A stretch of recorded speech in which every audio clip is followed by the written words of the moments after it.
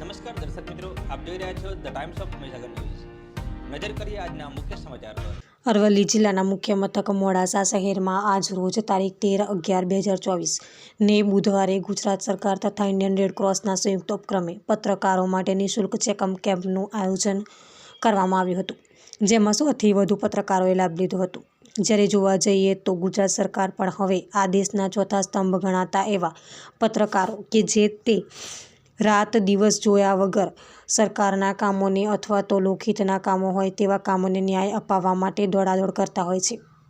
ત્યારે આવા પત્રકારોની આમદની આવક ઓછી હોય છે, તો તેવા પત્રકારોને કોઈ તકલીફ પડે તો તેનું કોણ? ત્યારે આવી પરિસ્થિતિમાં ગુજરાત સરકાર અને ઇન્ડિયન રેડ ક્રોસ બંને આવીને પત્રકારોની સાર સંભાળ લીધી, તે બદલ પત્રકારોએ સરકાર તથા ઇન્ડિયન રેડ ક્રોસનો આભાર માન્યો હતો.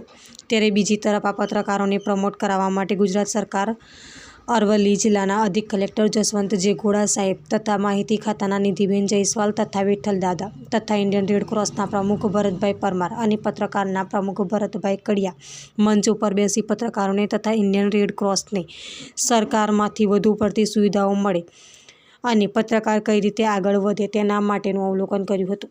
જ્યારે ઇન્ડિયન રેડ ક્રોસ દ્વારા મંચ ઉપર બેસેલ મહાનુભાવોનું ફૂલછડી અને શાલથી સ્વાગત કરવામાં આવ્યું હતું અને પત્રકારોએ આ બધાને વધાવી લીધા હતા અને સરકાર દ્વારા આવા કાર્યક્રમો પત્રકારો માટે કરવામાં આવે તેવી રજૂઆત અરવલ્લી અધિકારીને કરવામાં આવી હતી. અરવલ્લી જિલ્લા રેડક્રોસ સોસાયટી અને ગુજરાત સરકારના સંયુક્ત ઉપક્રમે આપણા જિલ્લાના જે પત્રકાર મિત્રો છે, મીડિયાના મિત્રો છે, એમના હેલ્થ ચેકઅપ માટેનો કાર્યક્રમ આજે અહીંયા ઇન્ડિયન રેડક્રોસ સોસાયટી ખાતે યોજાઈ ગયો.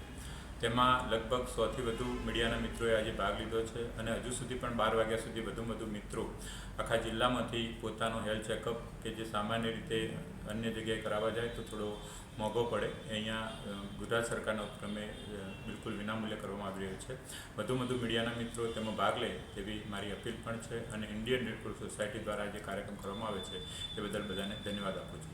જય હિન્દ. વિસ્તારના પડેપણના સમાચાર જોવા માટે અમારી channel the times of Mahisagar ન્યૂઝને લાઇક, શેર અને સબસ્ક્રાઇબ કરો.